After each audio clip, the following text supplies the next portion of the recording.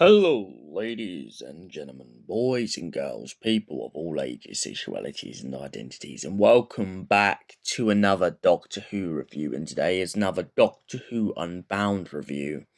He Jests at Scars. And this audio is one of my favourites for one specific reason. It plays on Trial of the Time Lord. For anyone who hasn't watched Trial of the Time Lord, essentially the Doctor and his darker self, the Valeyard, have a big fight and both go off into a place called the Matrix. Now, the Matrix stores all of Time Lord knowledge and all of Time Lord's memories, and basically anyone who ever dies goes to the Matrix. But of course, the Valeyard and the Doctor have gone in there for a separate reason. The Matrix, although it may store a lot of things, can also create a kind of simulation. And essentially, in this story, what's happened is the Valeyard has beaten the Doctor. He's beaten the Doctor, he's taken over his lives, and he has gone out into the universe and started causing havoc. He even uses the Doomsday Weapon to eradicate the Time Lord from history. After doing this, he goes off, and because he becomes very paranoid, realizing he can't go back and correct his past mistakes, he takes out the fourth Doctor by mistake, then he takes out the eighth, and he keeps going on and on and on and on and so forth. Meanwhile, elsewhere, Melanie Bush, who remembers the sixth incarnation of the Doctor, can't get over the fact that something's wrong with time.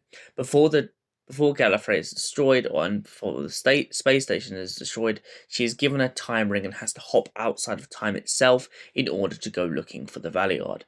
But when she comes across him, she doesn't realise that he is stuck in his own loop.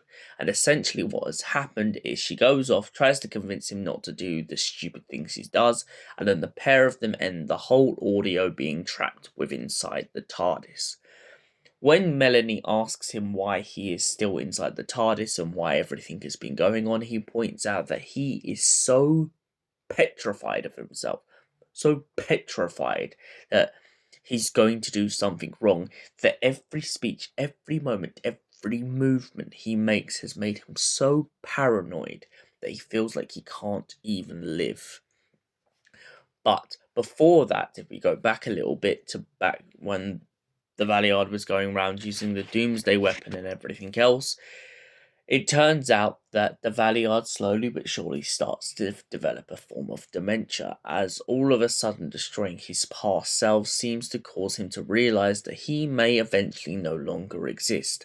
The web of time is a chaotic thing in the Doctor Who universe, and no matter how many times you destroy reality or anything, if reality is only broken through time, it tends to mend itself, and this is what begins to eat away at the Valeyard throughout this whole audio.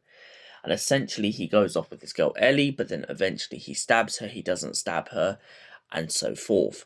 He even, towards the end, before Melanie realizes that he's inside of a whole simulation, she goes to this planet where they call him the Great One, and on this planet he seems to have kept every single one of a species in the universe, and essentially he's kept them as a reminder that he may be all this darker nature, but secretly, somewhere deep down inside, he is still the Doctor. Now, Melanie tries to use this to her advantage, but once she realises the chaos and the destruction of everything that's happened, it turns out that her and the Valeyard are going to live a very, very long and tragic time together in the TARDIS before the universe can fully and properly mend itself. So what did I think of this audio as a whole? Well, I like the dementia element, I like the paranoia, I like, you could say in a way, the Valeyard starts to become a little bit of a schizophrenic, and the way that he really, really starts to second guess himself and get so paranoid and overworked by himself and everyone around him that he feels like the walls are suddenly closing in. I love this effect. Because it shows his morality. The Valeyard on TV and in the beginning of this audio are always portrayed as this cold, calculated killer who doesn't have any remorse or care for anything in history. But this audio alongside an 8th Doctor audio out there, prove that that is not the case. The Valeyard has emotions. He is as human, as one with his own emotions as anyone else in the universe, and that is the prime point they're trying to get across. He jests at scars.